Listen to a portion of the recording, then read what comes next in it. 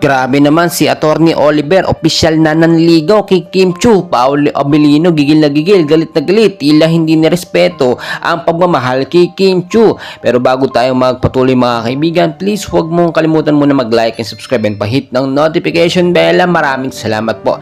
Very trending talaga at hot na pinag-uusapan mga kaibigan. Ito nga pong pagbisita ni Attorney Oliver dito nga po sa It's Showtime.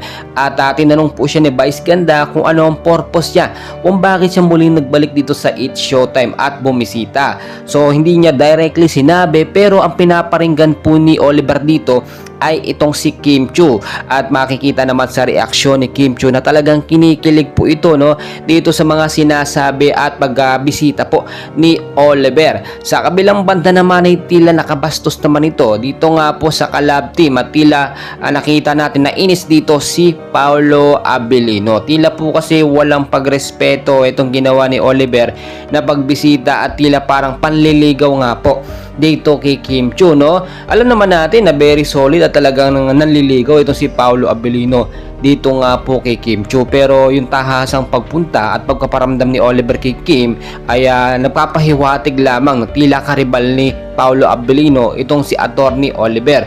So naging contestant lang naman ito si Oliver noon, at si Kim Chiu ang napilian niya o nakita niyang pakiligin at pag-interesan. Ngayon ay talagang inaalos, binibisita na o nagbibigay na ng oras para magpunta at manood sa It's Showtime.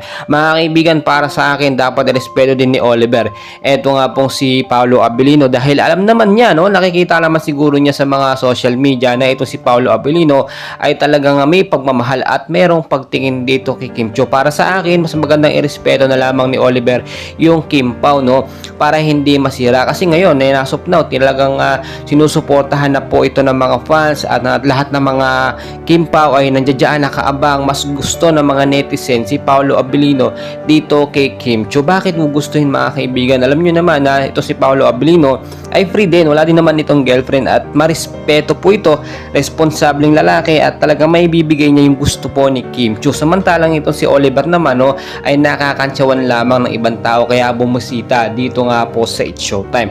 Pero ang mangyayari po dito, final decision pa rin dito itong si Kim Chiu kung sino po ang pipiliin niya dito kay Oliver o kay Paolo Abilino. Patuloy ko kayong i-update mga kaibigan, and please huwag kalimutan mag-like and subscribe.